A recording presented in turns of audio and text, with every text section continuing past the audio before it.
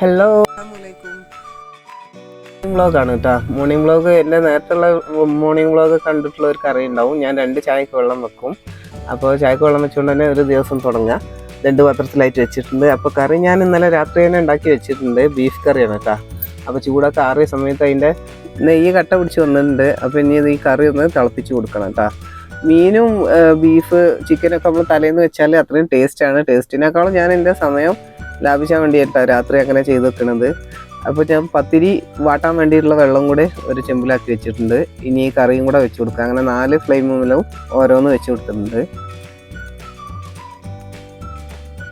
ഇനി അതൊക്കെ ഒന്ന് തിളച്ച് വരട്ടെട്ടാ.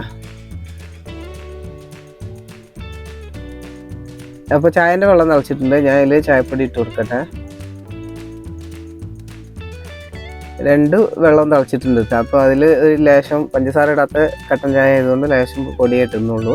അതും കൂടെ ഒന്നിട്ട് കൊടുത്തിട്ടുണ്ട്. ഈ ചായയൊക്കെ അവിടുന്ന് മാറ്റി വെക്കലാണ് അടുത്ത പരിപാടി. ആ സമയം കൊണ്ട് തന്നെ നമ്മളെ പത്തിരിക്ക് വെച്ചിട്ടുള്ള വെള്ളവും അതുപോലെ കറിയും ഒക്കെ തിളച്ച് വരട്ടെ കേട്ടോ.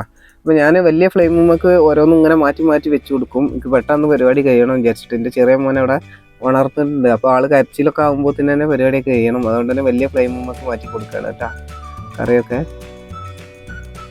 അപ്പോൾ ഇനി പാല് ഈ സമയത്ത് കിട്ടിയില്ല. അതുകൊണ്ട് ഞാൻ പാൽപ്പൊടി കൊണ്ടാണ് കേട്ടോ ചായ കൂട്ടുന്നത്. അപ്പോൾ പാൽപ്പൊടി കട്ട പിടിച്ചാതിരിക്കാൻ വേണ്ടിയിട്ട് ഞാൻ ചായ നല്ല നീട്ടി അങ്ങോട്ട് ഒഴിച്ചു കൊടുക്കലാണ്.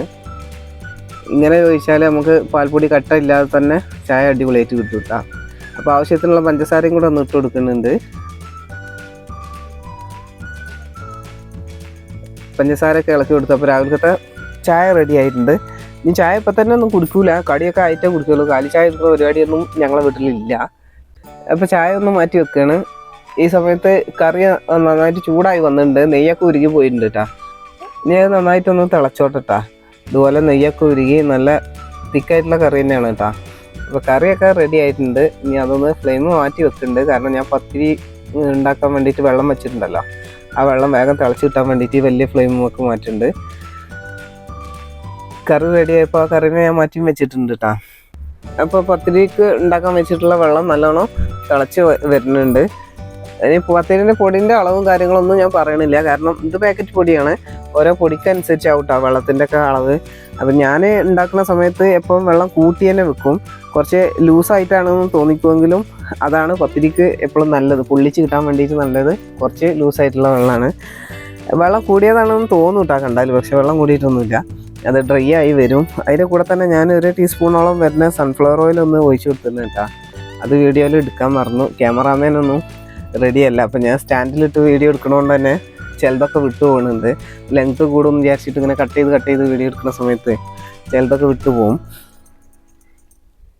അപ്പോൾ ഈ പൊടി നന്നായിട്ട് വാട്ടിയെടുത്താണ്. അപ്പം ഞാൻ പൊടി എടുത്തുകൊണ്ടുവന്ന പാത്രത്തിലേക്ക് തന്നെ ഞാൻ ആ പൊടിയൊക്കെ തട്ടി കൊടുക്കുകയാണ്. ഞാൻ കുറച്ച് ചൂടാറിയതിൻ്റെ ശേഷം മാത്രമേ ഞാൻ കുഴപ്പമുള്ളൂ കേട്ടോ. വെറുതെ കൈ വിളിക്കാൻ പോകണ്ടല്ലോ. അപ്പോൾ അത് അവിടെ കിടന്നൊന്നും ചൂടാറട്ടെ. ആ സമയം കൊണ്ട് ഞാൻ കുട്ടികൾക്ക് ലഞ്ചിനുള്ളത് ഇന്ന് ഫ്രൈഡ് റൈസാണ് കേട്ടോ ഉണ്ടാക്കുന്നത്. അപ്പോൾ ആ ഫ്രൈഡ് റൈസിന് വേണ്ടിയിട്ടുള്ള ഐറ്റംസൊക്കെ ഒന്ന് കട്ട് ചെയ്ത് റെഡിയാക്കി വെക്കാമെന്ന് വിചാരിച്ചു. 2 ക്യാരറ്റ്, അതുപോലെ 1 ക്യാപ്സിക്കം, 1 വെല്ലുള്ളി, കുറച്ച് ചപ്പ്, അതുപോലെ തന്നെ കുറച്ച് വെളുത്തുള്ളി, ഇതൊക്കെയാണ് എടുത്തിട്ടുള്ളത്. അപ്പോൾ ഓരോന്നായിട്ട് നമുക്ക് ചെറുതായിട്ട് ചോപ്പ് ചെയ്തെടുക്കാം.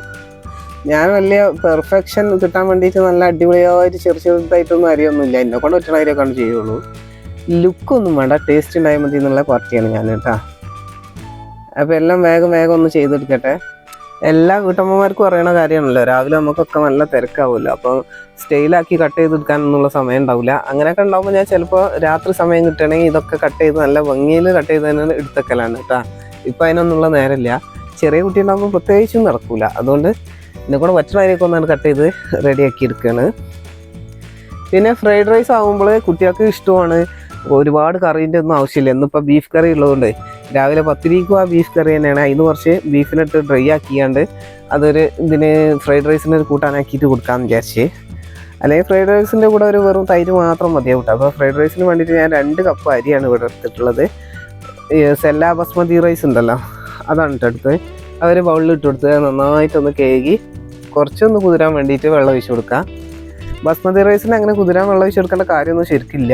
പക്ഷെ ഞാനെന്താ ചെയ്യണത് എന്താ വെച്ചാൽ കുക്കിംഗ് ടൈം കുറക്കാൻ വേണ്ടിയിട്ടാണ്. അപ്പോൾ റൈസ് വേവിക്കാനുള്ള വെള്ളം അടുത്ത ഫ്ലെയിമിലൊന്ന് വെച്ച് കൊടുക്കട്ടെ കേട്ടോ.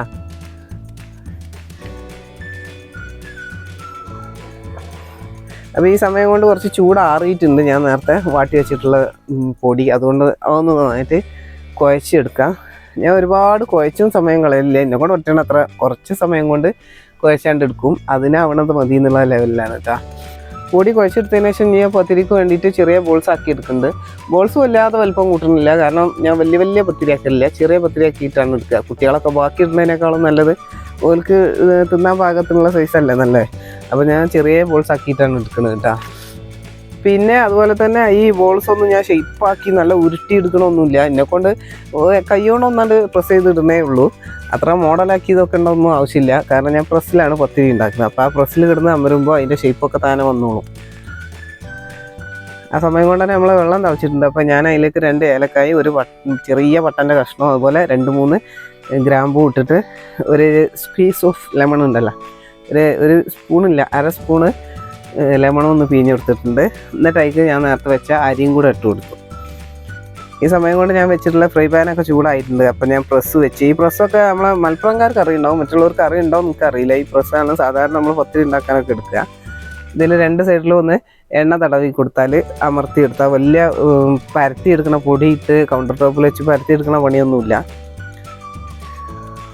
ഇത് വലിയ ഫ്രൈ പാൻ ആയതുകൊണ്ട് തന്നെ 4-5 ഒക്കെ ചില സമയത്ത് ഞാൻ ഇട്ട് കൊടുക്കലുണ്ട്. അപ്പോൾ അങ്ങനെ ഒന്ന് 4-5 ഇട്ടെടുത്ത് പെട്ടെന്ന് തന്നെ വേവിച്ചെടുക്കാം.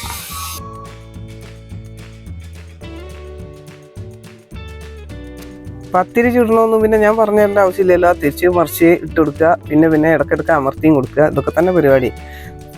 അപ്പോൾ നൈസ് പത്തിരി ആകുമ്പോൾ ഒരുപാട് സമയം വേവിക്കാനൊന്നുമില്ല, വേഗം അങ്ങോട്ടും ഇങ്ങോട്ടും മറിച്ചിടണം, എന്നിട്ട് പ്രസ് ചെയ്ത് കൊടുക്കുക, അപ്പോൾ വീർത്ത് വരും, എന്നിട്ട് പെട്ടെന്ന് തന്നെ കോരി എടുക്കുക. ആ സമയം കൊണ്ട് തന്നെ നമ്മളെ ചോറ് വന്നിട്ടുണ്ട്. ബസ്മതി റൈസ് ആയതുകൊണ്ട് തന്നെ പെട്ടെന്നാവും. ഫ്രൈഡ് റൈസിൻ്റെ എളുപ്പപ്പണിയാണല്ലോ ഫ്രൈഡ് റൈസ് എന്ന് പറഞ്ഞാൽ തന്നെ. അപ്പോൾ ആ ചോറ് വന്നിട്ടുണ്ട്, അത് ഞാനൊന്ന് ഊറ്റി കൊടുക്കുന്നുണ്ട് കേട്ടോ. ഊറ്റി എടുക്കല്ല, ഓട്ടച്ചട്ടിയിൽ ഇട്ട് കൊടുത്താണ്. അപ്പോൾ ആ വെള്ളം അവിടെ വാർന്നോട്ടെ. ആ സമയം കൊണ്ട് ലാസ്റ്റ് ട്രിപ്പ് പത്തിരിയും കൂടെ ചുട്ടെടുക്കുക കേട്ടോ. ഇതിൻ്റെ ഇടയ്ക്ക് ഞാൻ മുഴുവൻ പത്തിരിയും ചുട്ടിട്ടുണ്ട്, ലെങ്ത്ത് കൂട്ടാൻ വേണ്ടിയിട്ട് വെറുതെ അതൊന്നും കാണിക്കണ്ടല്ലോ. നമ്മൾ വീട്ടമ്മമാർ എപ്പോഴും എല്ലാത്തിനും എളുപ്പപ്പണികൾ കണ്ടുപിടിക്കണമല്ലാണല്ലോ അല്ലേ. ഈ പത്തിരി ഇതുപോലെ വലിയ പാൻ വെച്ച് ചൂടുകയാണെങ്കിൽ 4-5 ഒക്കെ പോകും. അതുപോലെ തന്നെ ഞാൻ അപ്പുറത്തുള്ള ബർണർമലൊക്കെ വേറെ ചട്ടി വെച്ചൊക്കെ ഒരുപാട് ഒപ്പം ചുട്ടെടുക്കലുണ്ട്. പക്ഷേ ഈ ഫ്രൈഡ് റൈസ് ഉണ്ടാക്കുന്നതുകൊണ്ട് തന്നെ അതിൻ്റെ വെജിറ്റബിൾസ് കട്ട് ചെയ്യലും ഇതൊക്കെ ആയിട്ട് സമയം വേറെ ഉള്ളതുകൊണ്ടാണ് ഇങ്ങനെ ഒരു ചട്ടി മാത്രം വെച്ച് ചുടുന്നത് കേട്ടോ. അപ്പോൾ ഏതായാലും പത്തിരിൻ്റെ പരിപാടിയൊക്കെ കഴിഞ്ഞിട്ടുണ്ട്. ഇനി നമുക്ക് ഫ്രൈഡ് റൈസ് ഉണ്ടാക്കാൻ തുടങ്ങണം. ഇതിൻ്റെ അടുത്തൊക്കെ മക്കൾ എണീറ്റ് വരണം, ഭക്ഷണം കഴിക്കണമൊക്കെ ഉണ്ട്, അതൊന്നും ഞാൻ കാണിക്കാത്തതാണ്. വീഡിയോയിൽ വരാൻ താല്പര്യമില്ലാത്ത പോലെ ബുദ്ധിമുട്ടിക്കേണ്ട ആവശ്യമില്ലല്ലോ. അപ്പോൾ എൻ്റെ പത്തിരിൻ്റെ പരിപാടിയൊക്കെ കഴിഞ്ഞാണ്, അത് ഞാനവിടെ മൂടി വെച്ചു. ഇനി നമുക്ക് നമ്മളെ ഫ്രൈഡ് റൈസ് ഉണ്ടാക്കാൻ തുടങ്ങാം. ഒരു പാന് ചൂടാക്കിയതിൽ ഞാനൊരു 2-3 ടേബിൾ സ്പൂൺ സൺഫ്ലവർ ഓയിൽ ഒഴിച്ച് കൊടുത്തിട്ടുണ്ട്. പിന്നെ ഞാൻ വലിയ ജീരകമല്ലേ, പെരുംജീരകം, വലിയ ജീരകം എന്നൊക്കെ പറഞ്ഞ ജീരകമാണ്, 1 ടീസ്പൂൺ ഒഴിച്ചിട്ട് കൊടുത്തു. അതൊന്ന് പൊട്ടി വന്ന സമയത്ത് ഞാനൊരു ഇത്തിരി വെളുത്തുള്ളി ചോപ്പ് ചെയ്തത് നേരത്തെ എടുത്ത് വെച്ചുകൊണ്ട് ഞാൻ ചോപ്പ് ചെയ്തല്ലോ, ആ വെളുത്തുള്ളി ഇട്ട് കൊടുത്തു. ചട്ടി ചൂടായി കിടക്കുന്നതുകൊണ്ട് തന്നെ പെട്ടെന്ന് തന്നെ മൂത്ത് കിട്ടുന്നുണ്ട് കേട്ടോ. അതുകൊണ്ട് തന്നെ ഞാൻ അതിൻ്റെ കൂടെ തന്നെ വലിയുള്ളി ഇട്ട് കൊടുത്തു. അതിനാവശ്യത്തിനുള്ള ഉപ്പും കൂടെ ഇട്ടെടുത്തു. ഉപ്പ് നമ്മൾ ചോറ് വേവിക്കുന്ന സമയത്ത് ഇട്ടതാണ്. അപ്പോൾ ഈ വെജിറ്റബിൾസിന് മാത്രമുള്ള ഒരു ലേശം ഉപ്പ് ഇട്ടാൽ മാത്രം മതിയാവും. അപ്പോൾ ഒന്ന് വഴറ്റി എടുത്തതിന് ശേഷം ഞാൻ ക്യാപ്സിക്കും അതുപോലെ തന്നെ ക്യാരറ്റും കൂടെ കട്ട് ചെയ്തതും ഇട്ട് കൊടുക്കുകയാണ്. എല്ലാവരും ഫ്രൈഡ് റൈസ് ഉണ്ടാക്കുന്ന സമയത്ത് വെജിറ്റബിൾസ് ഒന്നും വല്ലാതെ വേവിക്കൂലല്ലോ, വലിയ ഫ്ലെയിമിലിട്ട് അങ്ങോട്ട് പെട്ടെന്ന് വേവിച്ചെടുക്കുന്ന സാധനമല്ലേ ഫ്രൈഡ് റൈസ് എന്ന് പറയുന്നത്. പക്ഷെ ഞാൻ വെജിറ്റബിൾസൊക്കെ ഒന്ന് കുക്കാകാൻ വേണ്ടിയിട്ട് ലോ ഫ്ലെയിമിലിട്ട് ഒന്ന് മൂടി വെച്ച് കൊടുക്കുന്നുണ്ട് കേട്ടോ. ഫ്രൈഡ് റൈസ് ആകുമ്പോൾ നമ്മൾ കോഴിമുട്ട ഇട്ട് കൊടുക്കില്ലേ, പക്ഷെ ഞാനിതിൽ മൊത്തത്തിലും കോഴിമുട്ട ഇടുന്നില്ല. ഞാൻ കുട്ടികൾക്ക് സ്കൂളിൽ കൊണ്ടുപോകാൻ വേണ്ടിയിട്ട് മാത്രം മുട്ട ഇട്ട് കൊടുക്കണുള്ളൂ. അപ്പോൾ 2 കോഴിമുട്ട എടുത്ത് ഒരു ബൗളിൽ പൊട്ടിച്ചിട്ട് കൊടുക്കുന്നുണ്ട്. അതിലേക്ക് ആവശ്യത്തിനുള്ള ഉപ്പും കുരുമുളക് പൊടിയും കൂടി ഇട്ടിട്ട് നന്നായിട്ടൊന്ന് ബീറ്റ് ചെയ്ത് കൊടുക്കുന്നുണ്ട് കേട്ടോ.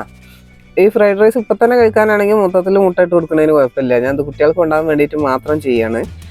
അപ്പോൾ വെജിറ്റബിൾസ് മാത്രമുള്ള ഫ്രൈഡ് റൈസ് അവിടെ ബാക്കി വെക്കും. അപ്പോൾ ഒരു പാന് വെച്ച് ചൂടാക്കി ഈ മുട്ട ഒന്ന് നന്നായിട്ടൊന്ന് ചിക്കി എടുക്കട്ടെ കേട്ടോ. ഇപ്പോൾ പാന് ചൂടായിട്ടുണ്ട്. ഞാൻ അതിൽ ഒരു ലേശം 1 ടീസ്പൂണോളം ഓയിൽ ഒഴിച്ച് കൊടുത്തിട്ട് നമുക്ക് ഈ മുട്ട മിക്സ് ചെയ്ത് വെച്ച മുട്ട ഉണ്ടല്ലോ അത് അതിൽ ഒഴിച്ച് കൊടുക്കാം. മുട്ട ചിക്കി എടുക്കണ ഓരോരുത്തരും ഓരോ സ്റ്റൈലാവും. ചിലർ ഇത് ഒഴിക്കുന്ന സമയത്ത് തന്നെ അങ്ങനെ ചിക്കി എടുക്കും. പക്ഷെ ഞാനിത് പരത്തി എടുത്തതിന് ശേഷം മാത്രമാണ് ചിക്കുന്നത് കേട്ടോ.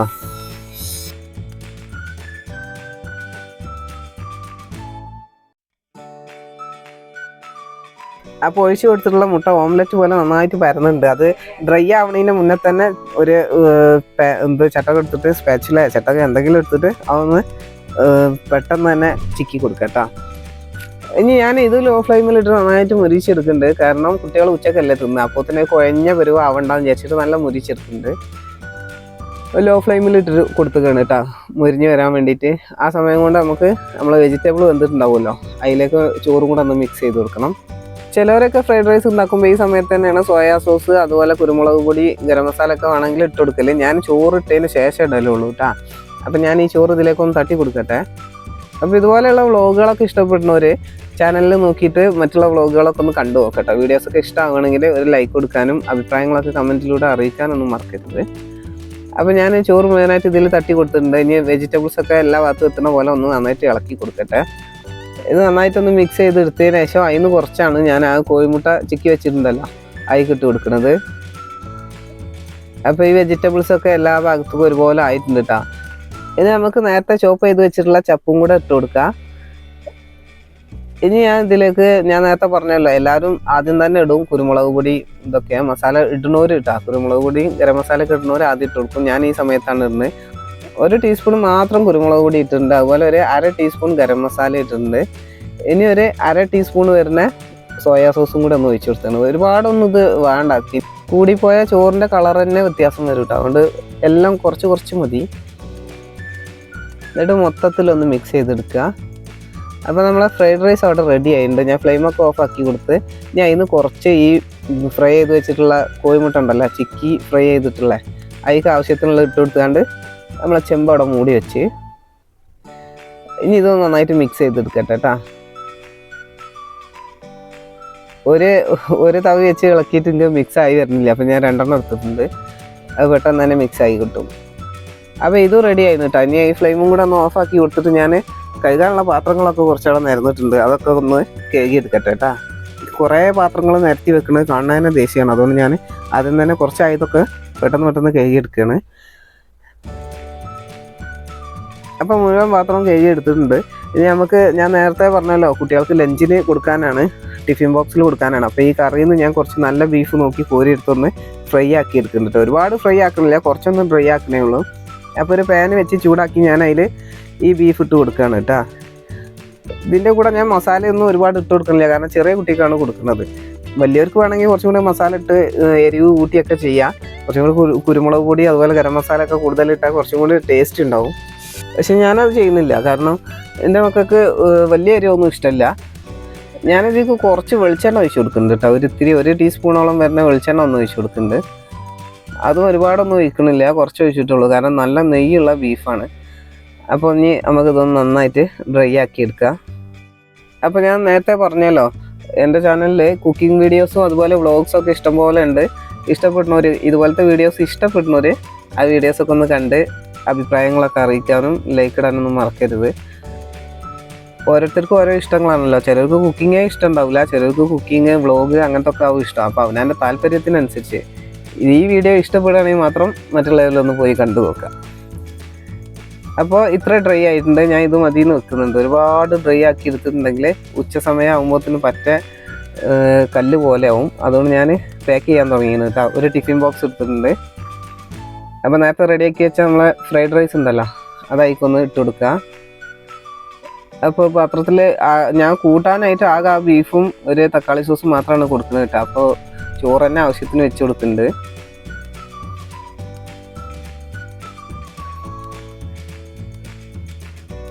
അപ്പോൾ ചോറൊക്കെ വെച്ച് കൊടുത്ത് ഒന്ന് ചെറുതായിട്ട് പ്രസ് ചെയ്ത് കൊടുത്ത് ഇനി അതിക്ക് ഞാൻ നേരത്തെ ഡ്രൈ ആക്കി വെച്ച ബീഫും കൂടി ഒന്ന് ഇട്ട് കൊടുക്കുന്നുണ്ട്.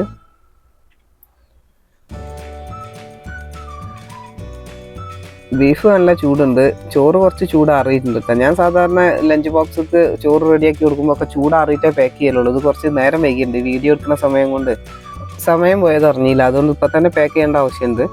അപ്പോൾ ചൂടോടെ തന്നെ ബീഫ് ഇട്ട് കൊടുത്തിട്ടുണ്ട്. ഇനി ഒരു തക്കാളി സോസിൻ്റെ കവർ ഇട്ടിട്ടുണ്ട് കേട്ടോ.